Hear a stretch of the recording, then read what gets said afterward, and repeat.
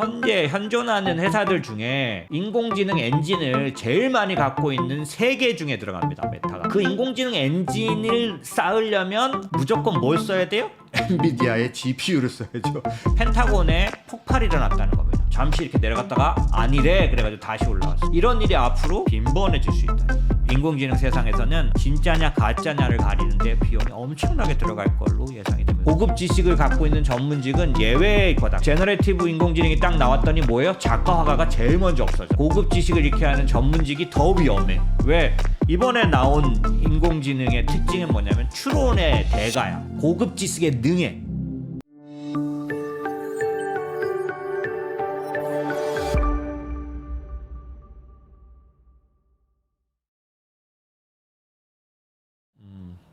다음은 인공지능 얘기를 인공지능 관련된 얘기를 좀 보고 지나가는 게 좋을 것 같습니다. 그게 무슨 얘기냐면 얼마 전에 제가 이 기사를 보고 깜짝 놀랐어요. 그리고 역시 이 지금 AI 관련된 흐름이 과언이 아니구나. 또 뭐 미니 버블이니 뭐 얘기가 나오지만 2000년대 초입에 그 인터넷이 생긴 거를 자꾸 요즘 비교하고 있는데 그런 부분들에 뭐 충분히 그런 어떤 타당성이 있는 부분이 있구나라고 느꼈던 건데 하나는 뭐냐면요. 구글이 광고 만드는 AI 도구를 출시하는 거예요. 이게 사실은 그 카니발라이제이션이라고 해야 되겠죠? 구글은 광고로 이제 먹고 사는 회사인데 그 광고를 만들어주는 AI 도구 마이크로소프트에 맞불을 놨다고 했는데 이게 얼마나 놀라운 거냐면 생성형 요즘 인공지능은 제너레이티브라 그래가지고 뭔가 생성 만들어주잖아요. 동영상, 텍스트, 이미지 다 사용할 수 있잖아요. 다 아웃풋으로 만들어낼 수 있잖아요. 그러다 보니까 광고를 만들어주는 인공지능 서비스를 시작한다는 거예요.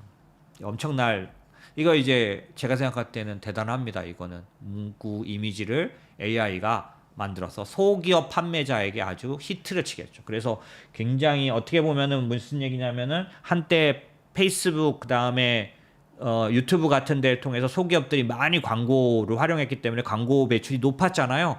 그 매출을 대신하는 광고가 무너지는 게 아니라 인공지능을 통해서 광고 수입을 다시 만들어내는 그런 이것도 누가 제일 유리할까요? 구글이 제일 유리하죠. 예, 그렇게 가는 겁니다. 그런가 하면 메타는 1107개 언어를 음성에서 텍스트로 변환시키는 우와 언어 개수가 1100개예요. 대단하지 않습니까? 이거 무슨 얘기냐면은 말하는 거를 텍스트로 바꿔주는 거예요. 제너레이티브 AI의 대표적인 기능 중에 하나죠. 블로그 써줘. 예, 기사 하나 써줘. 리포트 하나 써줘. 예, 이렇게 하는 거잖아요. 근데 그 허용 언어가 1107개가 된다는 겁니다. 메타의 자체 인공지능 엔진이 그만큼 제가 인공지능 관련된 자료를 아무래도 많이 보지 않겠습니까? 왜냐하면 세상을 바꿔놓을 부분들이 어떤 식으로 나타날 줄 알아야 그런 기업을 투자할 수 있으니까. 현재 현존하는 회사들 중에 인공지능 엔진을 제일 많이 갖고 있는 3개 중에 들어갑니다. 메타가. 그 인공지능 엔진을 쌓으려면 무조건 뭘 써야 돼요? 엔비디아의 GPU를 써야죠. 그러니까 경쟁 아닙니까? 예, 제일 많은 GPU 셋을 갖고 있는 거죠. 한마디로. 그러니까 그런 메타가 자기 나름대로 이런 서비스를 내놓고 있는 거죠. 이게 지금 인공지능의 진화 단계에 있는 거죠. 대부분의 사람들이. 제가 사실은 예전에 한번 처음 이제 말씀드릴 때 제너레이티브 AI가 게임 체인저가 될 것인가라고 아마 장금이 이 시간에 얘기를 했을 것 같아요. 그때 무슨 얘기를 했냐면 회사들이 쉽게 아마 이 서비스를 우리 회사에서도 지금 많이 쓰고 있다 말을 하면서 제가 말씀드렸죠. 이게 돈을 벌 거다라고 얘기를 드렸는데 실제로 엄청나게 빠른 속도로 돈을 버는 쪽으로 오늘은 우리 회사 내에서 저희 하는 업무들 중에서 LMS라 그래가지고 여러분도 이제 무슨 강좌를 들으실 때 옛날처럼 구청 같은 강좌 이렇게 생각해 보면은 신청해가지고 그 다음에 가서 이렇게 하는데 요즘은 그런 게 아니라 인터넷상으로 LMS라 그래서 학습 프로그램 학습해주는 뭐 저도 강좌를 클래스 101이라는 데다가 이제 런칭했던 걸로 기억나는데 그런 것처럼 그런 걸 기억하시죠? 그런 것처럼 지금은 회사들이 예를 들면은 삼성전자다. 그럼 삼성전자의 사내 강좌가 몇 개일까요? 셀 수도 없죠. 그러니까 여러분 잘 모르시지만 삼성의 교육만 담당하던 회사가 상장해서 지금 주가가 상당히 괜찮죠. 그리고 그 삼성 그룹사의 교육만 책임져도요 엄청난 양의 돈을 벌죠. 근데 그런 것처럼 그냥 대기업 아니더라도 웬만한 회사의 교육 프로그램을 운영하기 위해서도 LMS라 그래서 일반 IT 회사에게 매달 돈을 내고 이제 우리 회사의 직원들이 돌아가면서 강좌를 듣거나 뭐 조금만 뭐 대기업이면 뭐 엄청나겠죠. 그죠? 계속 그 안에서. 그리고 저는 금융회사를 다녔는데 금융회사 같은 경우도 계속 자격증 교육받아서 수료하고 시험 보고 그 다음에 보수 교육받고 해야 되기 때문에 어마어마한 그런 게 돌아가는데 그 LMS를 담당하던 IT 회사들이 있었어요. 그런데 지금 보니까 오늘 저희 회사가 LMS 회사 관련해서 지출하기 위해서 의사결정하고 그런 얘기를 하는데 그 LMS에 인공지능이 들어와서 이제는 자기네 회사가 그냥 자기 스스로 여러 강좌를 개설하고 만들어서 자체적으로 운영하는 데 있어서 매달 4만 원만 내면 되거나 10만 원만 내면 됩니다. 그러면 정말 훌륭한 LMS 시스템을 우리가 다 공유해서 쓸 수 있어요. 그런 세상이다 보니 지금 말한 것처럼 광고회사만 이렇게 되는 게 아니라 LMS 회사들도 이 지금 말하는 인공지능을 사용한 스타트업들에게 다 먹혀가고 있는 중이죠. 근데 그게 얼마 만에 일어나는 건지 아세요? 지금 뭐 몇 달 안에 일어난 일들이에요. 어마어마한 세상의 변화가 있는 것 같습니다. 많은 산업이 무너지고 많은 산업이 생겨나는 것 같아요. 그런데 이걸로 봤을 때 몇 가지 특이한 상황을 오늘 말씀드리고 싶어서 그래요. 뭐냐면 이 왼쪽에 있는 사진이 뭐냐면 인공지능 AI가 만든 제너레이티드한 포토예요. 요거를 유포해버린 겁니다. 페이크예요. 펜타곤에 폭발이 일어났다는 겁니다. 그래서 주가 진짜 이렇게 빠졌어요. 잠시 이렇게 내려갔다가 아니래 그래가지고 다시 올라왔어. 이런 일이 앞으로 빈번해질 수 있다는 거죠.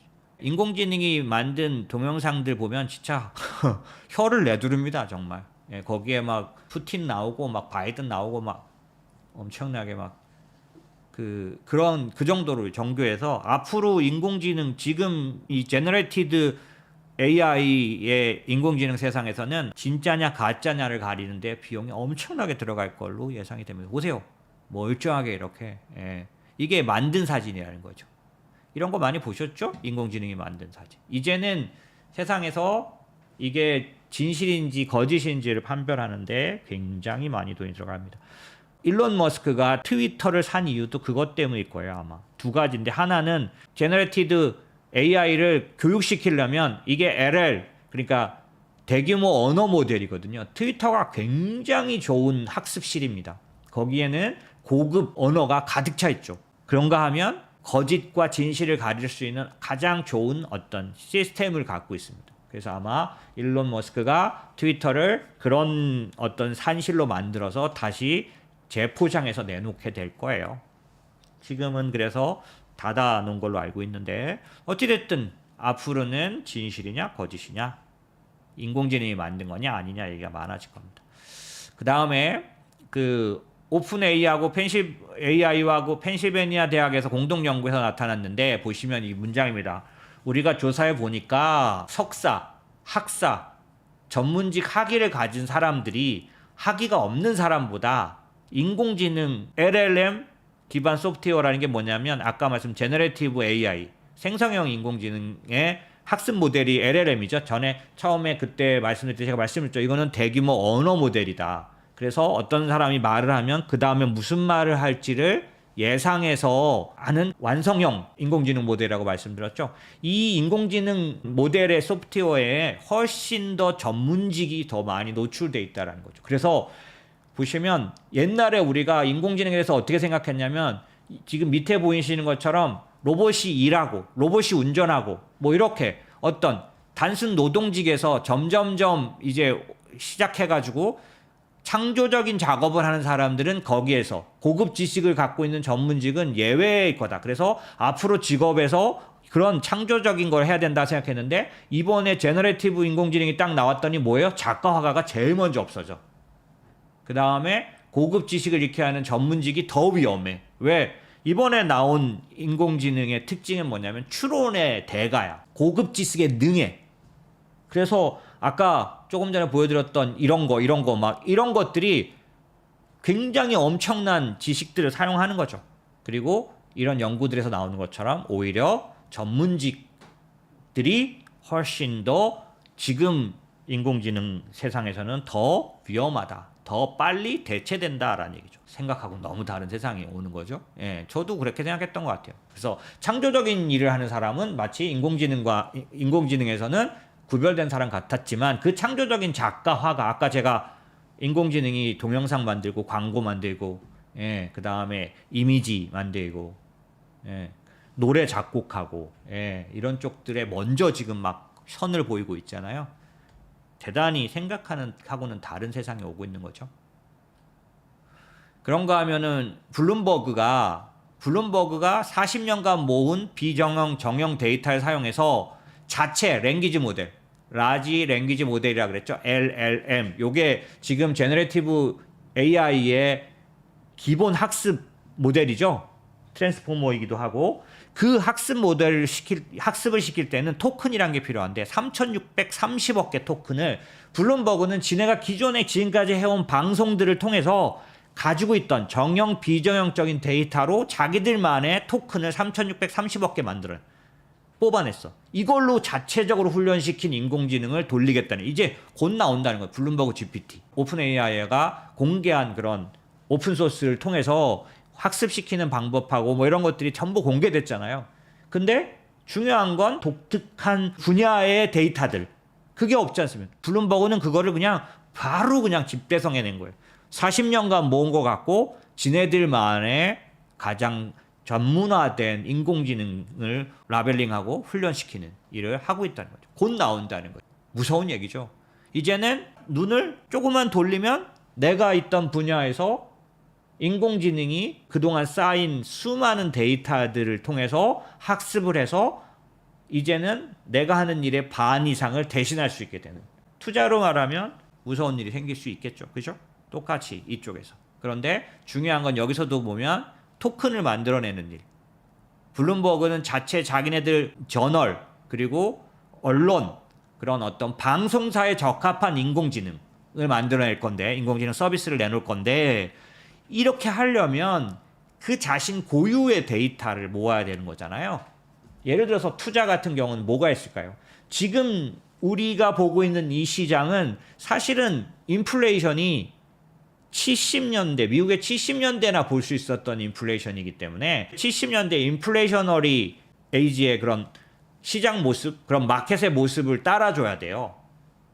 근데 지금 돌아가고 있는 많은 로보 어드바이저들이 지금 요즘 지나간 20년 동안에 정형화된 그런 저금리 저성장 저물가 시대에 돌아갔던 시장 모델을 학습시켜가지고 인공지능을 돌리니까 안 맞아. 투자에서 만약에 인공지능이 자기 역할을 하려면 이 학습시키는 사람들의 생각이 굉장히 중요하죠. 지금 시장은 언제 데이터를 통해서 학습을 시켜야 될 것인가를 생각해내는 일, 그게 중요한데 제가 보기엔 투자 쪽에서도 그렇게는 안 하고 맨 개발자들이 그냥 계속 그렇게만 하니까 당연히 어디다 어떤 모델을 사용해야 될지 알지 못하죠. 블룸버그는 그런 거에 대해서 정확하게 알고 있는 겁니다. 언론사로서 자기네들에게 가장 전문화된 인공지능 서비스를 내놓겠죠. 근데 제가 말씀드린 건 이런 일이 블룸버그에서만 가능하냐는 거죠. 웬만한 규모의 회사에서는 계속해서 가능해집니다. 블룸버그가 뭐 세계 몇 대 회사는 아니잖아요. 그럼에도 불구하고 자기들만의 독특한 데이터가 있는 그 자기네들 분야에 인공지능을 적용하기 시작했다는 거고 이런 일은 앞으로 무수히 많은 곳에서 일어나게 될 겁니다. 그러다 보니 굉장히 많은 우려와 공포가 있는 세상이죠. 하지만 인공지능에 관련돼서는 지금은 Narrow Intelligence잖아요. ANI라고 하죠. 하지만 곧 수많은 사람들이 AGI라고 해서 General, 우리가 생각하는 지금 여기 보이는 이런 AGI, General 기능을 가진 사고하고 판단하고 지금은 부분적으로 학습한 것에 대해서만 하지만 일반적인 사고를 할 수 있는 AGI에 대해서 지금 계속해서 뭐 이미 여러 사람들이 얘기를 하고 있죠. 그러니까 그 시기가 얼만큼 걸릴지만의 문제일 뿐 사실은 그런 부분들은 어느 정도는 나타나겠죠. 필요하니까 다만 저는 샘 알트만이나 뭐 이런 사람들이 말하는 것처럼 7년, 18년, 19년도에 싱귤레리티라 그래가지고 인공지능이 AGI 기능이 조금 더 진행되면 사람과 동등하게 사고하고 사람을 오히려 판단하는 그런 시대가 온다 그래서 그런 그 분기점 같은 거를 싱귤레리티라고 불렀는데 그때는 막 처음에는 그런 두려움이 있었어요. 빨리 발전할 줄 알고. 근데 생각보다 느리게 발전하니까 다 없어졌다가 요즘 다시 그 분기점에 대한 싱귤레리티라고 말하는 그런 인간을 넘어서는 그런 기술에 대한 지능에 대한 두려움들이 막 나오고 있는데 저는 국가적으로 어떤 공감대를 형성하는 규제가 있어야 된다고 봅니다. 왜 지금 채권이 제일 싸요? 지금 금리가 제일 높아요. 20년 만에 금리가 제일 높으면 20년 만에 가격이 제일 싼 거예요. 네, 안녕하세요. 인머스트 투자자문 장재창 대표입니다. 매매 수익이란 건 뭐냐면 채권의 매력 중에서 여러분이 좀 집중하셔야 될 매력이에요. 여러분이 주식이라는 걸 살 때 가격이 있는 것처럼 채권에도 가격이 있습니다. 그래서 그 가격이 내가 산 가격보다 비싸게 팔 수 있는 가능성이 되게 높아졌다? 이게 매매 수익 매력인데 작년도 주식시장 많이 하락한 중에 최대 하락을 말하는 나스닥 지수가 작년도에 38% 떨어졌는데 미국 국채가 40% 이상 떨어졌어요. 절대적으로 가격이 내려온 건 분명히 맞다라는 거고 채권도 그런 의미에서 매매 수익에 관련해서는 굉장히 접근하기 좋은 때다.